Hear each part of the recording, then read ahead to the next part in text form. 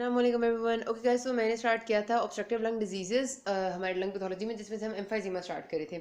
Emphysema के बारे में मैंने आपको बता दिया। पहले से FEU1 FEC का कॉन्सेप्ट आपको लाजमी आना चाहिए। आपसे पूछते हैं कि एम्फाइजीमा में क्या प्रॉब्लम हुई है, तो आपको पता होना चाहिए। मैंने आपको पिछली वीडियो में बहुत डिटेल में एक्सप्लेन किया कि एम्फाइजीमा में आपका ऑब्स्ट्रक्टिव लंग डिजीज है, तो आपको बस पता हो जाना चाहिए कि FEV1 यानी forced expiratory volume in first second decrease हो जाएगा, और उसके बाद हमारे पास जो रेशियो है डेफिनेटली FEV1/FVC वो भी डिक्रीज होगा। ठीक है, अब ये मैंने आपको बात एक्सप्लेन कर दी पिछली वीडियो में। अच्छा, एम्फाइजेमा जिसको हम जनरली कहते हैं कि आपका एनलार्जमेंट ऑफ एयर स्पेसेस हो जाता है, जो आपकी जाहिर सी बात है एयर स्पेसेस, कौन सी वाली एयर स्पेसेस जो हमारे पास टर्मिनल ब्रोंकियोल के बाद आती है। टर्मिनल ब्रोंकियोल के बाद क्या आता है, मैंने आपको डायग्राम दिखाई थी, इसमें ये टर्मिनल ब्रोंकियोल थी, फिर आपकी रेस्पिरेटरी ब्रोंकियोल आती है, जिसके एंड में यू हैव योर एसिनाई। ठीक है, और एसिनाई के अंदर हमारे पास डक्ट ऑफ द एसिनस भी आती है। तो आपके पास जो टर्मिनल ब्रोंकियोल के बाद का स्ट्रक्चर है, जिसमें रेस्पिरेटरी ब्रोंकियोल, एसिनस और डक्ट ऑफ द एसिनस और मतलब एसिनल सैक आते हैं, ये सारा जो स्ट्रक्चर है, इनकी जब एनलार्जमेंट हो जाती है इन एयर स्पेसेस की, तो हम एम्फाइजेमा कहते हैं। अब आप एक बात बताएं कि हमारे पास देखें क्या प्रॉब्लम क्या है, ये सारी एसिना और ये सब कुछ क्या कर रहे हैं, इनके इर्द गिर्द जाहिर सी बात है हमारे पास ब्लड वेसल सर्कुलेट की हुई सारी यहाँ पे, और ब्लड वेसल्स में यहाँ पर we have the exchange of oxygen and carbon dioxide. Normal हालात में अगर आप खुद सोचें, मेरे पास ये चीज जो है वो इस तरह से बनी हुई है। ठीक है, सपोज करें ऐसे ऐसे ऐसे ऐसे ऐसे ये सारे फोल्ड्स हैं। ठीक है, अगर मैं इसको इस सिरे से पकड़ूं, यहाँ एंड से पकड़ूं और स्ट्रेट करूं मैं इस सारे प्रोसेस को, तो ये इतनी लंबी लाइन बन जाएगी। ठीक है, मतलब इसको मैं शुरू से आखिर तक अगर एक स्ट्रेट लाइन में लेके आऊं इस सारे मुड़े तुड़े हुई चीज को, तो एक लंबी लाइन बन जाएगी, क्योंकि इसके बीच में ये जो यूं यूं और यूं करके हुए हुई है जगह, तो ये सारी इसकी सरफेस एरिया को बढ़ा देती हैं। इसके ऑपोजिट अगर मेरे पास एक चीज है जो ऐसे करके है, देखें यही वाला सपोज स्ट्रक्चर है, ये ऐसे करके है ये। अब आपको देखने में भी पता चल रहा है, अगर मैं इसको इस सिरे से पकड़ के ऐसे सीधा करूंगी तो ये उतनी लंबी लाइन नहीं बनेगी। क्यों नहीं बनेगी? क्योंकि अब वो वाली जो यूं यूं करके इन फोल्डिंग्स थी वो खत्म हो गई हैं। तो सरफेस एरिया कम होने की वजह से डेफिनेट सी बात है कि जो आपकी ऑक्सीजन और गैसेस की एक्सचेंज जो पहले इस एरिया में भी हो रही थी, इस एरिया में भी हो रही थी, यहाँ पर भी हो रही थी, अब वो नहीं रही, क्योंकि आपका जब ये इनलार्जमेंट ऑफ एयर स्पेसेस हुई है तो सरफेस एरिया डिक्रीज हो गया। तो this thing actually happens in emphysema कि आपका एयर स्पेसेस इनलार्ज हो जाते हैं, और बिल्कुल इसी तरह डिस्ट्रक्शन ऑफ एल्वेलाई होती है। बेसिकली वॉल ऑफ एल्वेलाई इस तरह से डिस्ट्रॉय होते हैं कि आपकी एल्वेलाई ये नहीं मैं कहीं टूट जाते हैं, लेकिन उनकी जो सरफेस एरिया वो कम हो जाता है और वो इनलार्ज हो जाते हैं। अब सरफेस एरिया जब डिक्रीज हो गया तो आपकी जाहिर सी बात है पहले जो ऑक्सीजनेशन थी वो ज्यादा हो रही थी, और पहले एक्सचेंज ऑफ ऑक्सीजन और गैसेस ज्यादा हो रही थी, अब वो कम होती है। उसके रिजल्ट में हमारे पास जो पेशेंट को सिम्टम्स आते हैं डिस्निया वगैरह के, वो आपके आगे मैं बताऊंगी। ठीक है, तो emphysema is basically enlargement of your air spaces distal to the terminal bronchiole, और इसके रिजल्ट में हमारे पास प्रॉब्लम क्या आती है कि हमारा ये हो जाता है मसला, एक्सचेंज ऑफ ऑक्सीजन पूरी नहीं हो सकती। अच्छा, इसकी टाइप्स बहुत ज़्यादा इंपॉर्टेंट है, आपसे बार बार पूछते हैं, मैं आपको डायग्राम से ही एक्सप्लेन कर देती हूँ। अच्छा, अब आपको ये बात याद रखनी है कम्प्लीटली कि ये मैंने जो आपको दिखाया था सारा स्ट्रक्चर, मैंने आपको बताया था ये एक पूरा एसएनएस है। ठीक है, मैंने आपको पहले बताया था, जिसमें you have your respiratory bronchioles, your alveolar duct and alveolar sacs. अब ये इसका कौन सा पोर्शन इन्वॉल्व हो रहा है, उस हिसाब से हमने 4 पार्ट्स में या 4 टाइप्स में डिवाइड किया एम्फाइजेमा को। अगर सिर्फ ये दरमियान वाला पोर्शन इन्वॉल्व हो रहा है और डिस्टल पोर्शन स्पेयर हो जाता है, तो उसको हम कहते हैं सेंट्री एसएनआर, के central portion of SNS is involve, ये वाला पोर्शन इज इन्वॉल्व, लेकिन डिस्टल स्पेयर्ड।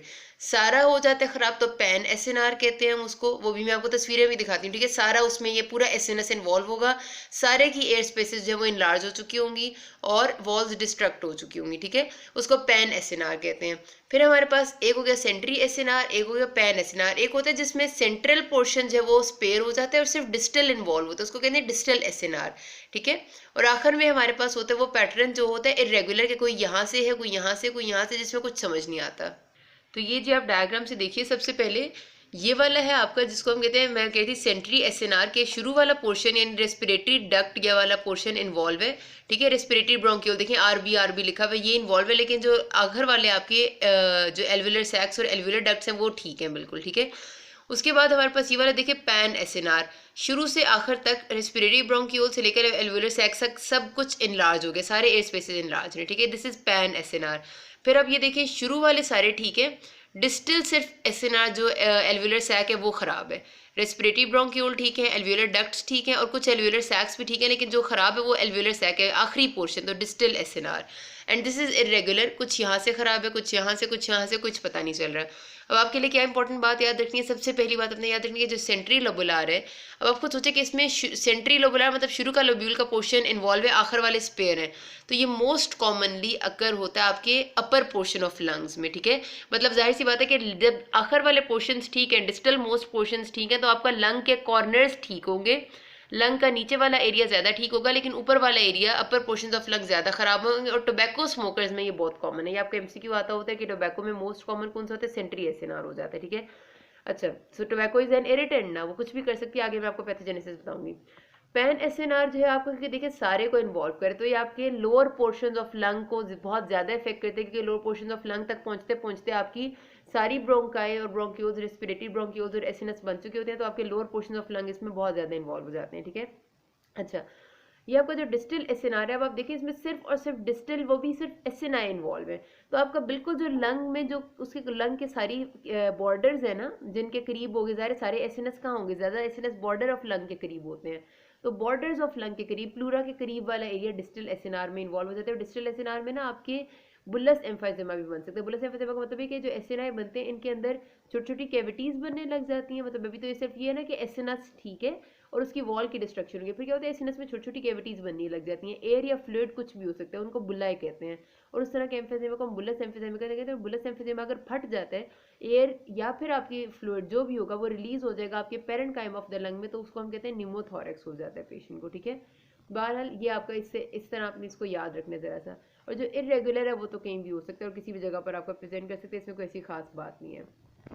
अच्छा जी, ये टाइप्स ना आपकी आती होती हैं, ठीक है। वो आपको सिनेरियो देते हैं, मैं आपको अभी फीचर्स बता दूं ना, फिर आपको सिनेरियो बताऊंगी। सिनेरियो के साथ वो बहुत ज़्यादा आपसे टाइप्स पूछते हैं, और टाइप्स में बहुत अच्छी बात होती है अगर आप एक छोटी सी डायग्राम बना दें ना, जैसे मैंने भी आपको दिखाई है, और आप उसके साथ आप एक्सप्लेन कर दें, फिर तो मैं कहती हूँ आपके 110% मार्क्स लेने से आपको कोई रोक नहीं सकता, इस वजह से डायग्राम जरूर बना दिया करें। अच्छा, पैथोजेनेसिस, एक बात याद रखना, हमारे पास ये जो एम्फाइजेमा है ना, मतलब ये होता क्यों है, क्यों एयर स्पेसेस एनलार्ज हो जाते हैं, ये कोई एक चीज से नहीं होता। सबसे ज्यादा जो चीजें होती हैं वो ये कि आपके कोई भी इरिटेंट, कोई भी ऐसी चीज है जो बाहर से आपके अंदर लंग के आ रही है और आपके लंग को इरिटेट कर रही है और वहां पर इन्फ्लेमेशन का प्रोसेस एक्टिवेट करिए, तो उससे एम्फाइजेमा हो सकता है, ठीक है। लेकिन इन्फ्लेमेशन क्या करती है, इन्फ्लेमेशन हमेशा आपके ऐसे मीडिएटर्स को रिलीज करती है जो कि कहीं ना कहीं पर डिस्ट्रक्टिव होते हैं, जो आपके उस जगह को डिस्ट्रक्शन कर सकते हैं। अगर वो इन्फ्लेमेटरी मीडिएटर्स टाइमली वहां से नहीं जाते तो डेफिनेटली उस जगह की कोई ना कोई प्रॉब्लम अराइज करती है। कहीं पर स्कारिंग कर जाते हैं, कहीं क्रॉनिक इन्फ्लेमेशन कर देंगे, कुछ और कर देंगे, कहीं म्यूकस प्रोडक्शन ज्यादा कर देंगे, लेकिन they can do a lot of things, ठीक है। उसी तरह का एक प्रोसेस एम्फाइजेमा में भी हो रहा है, सिर्फ और सिर्फ ये कि उनसे जो रिस्पॉन्स है वो थोड़ा बहुत डिफरेंट आता है। जो एम्फाइजेमा के लिए पर्टिकुलर चीज है ना, जो बहुत इससे ज्यादा रिलेटेड है, वो है आपके प्रोटीएज एंटी प्रोटीएज इम्बैलेंस, सबसे ज्यादा इससे रिलेटेड है। अल्फा 1 एंटी ट्रिप्सिन डेफिशिएंसी, जो मैं भी आगे डिस्कस करती हूँ। पहले बात कर लेते हैं जरा सी पैथोजेनेसिस में, बारी बारी चलते हैं इन्फ्लेमेटरी सेल्स की।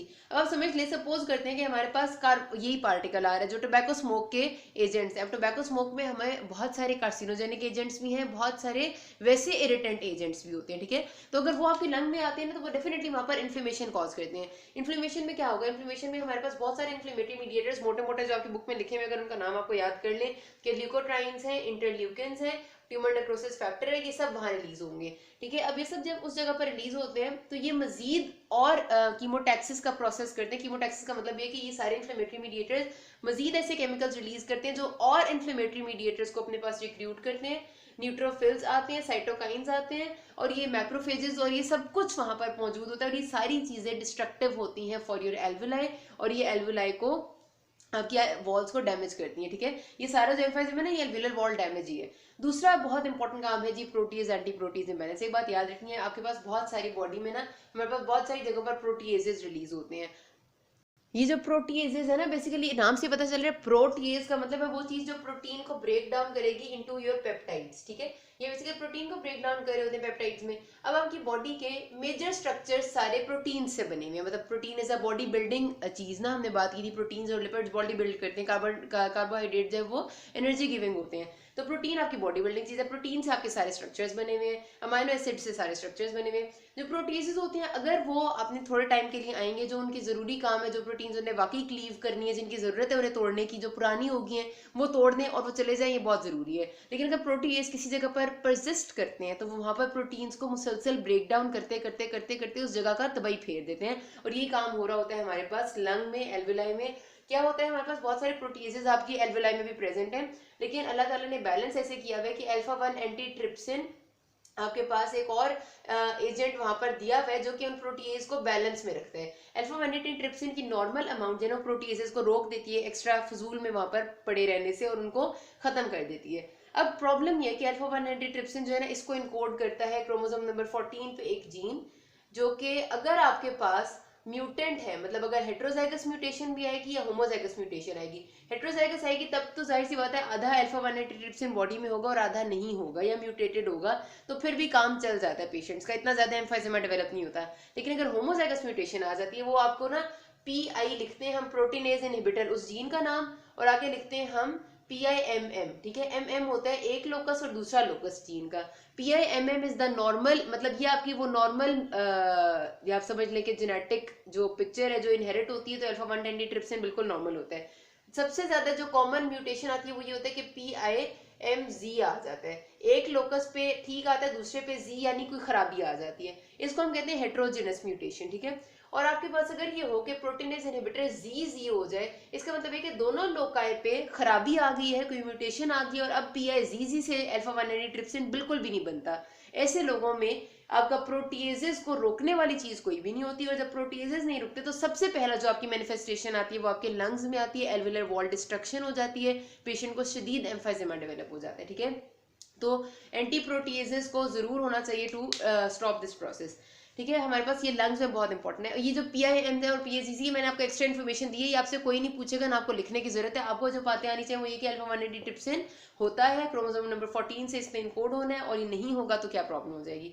अच्छा, फिर हमारे पास जाहिर सी बात है कि ये जो आपके सिगरेट स्मोक है, जो टोबैको स्मोक है, और जो बाकी कोई भी इरिटेंट होगा, वो डेफिनेटली ऑक्सीडेटिव स्ट्रेस, वहां पर रिएक्टिव ऑक्सीजन स्पीशीज भी जनरेट करेगा।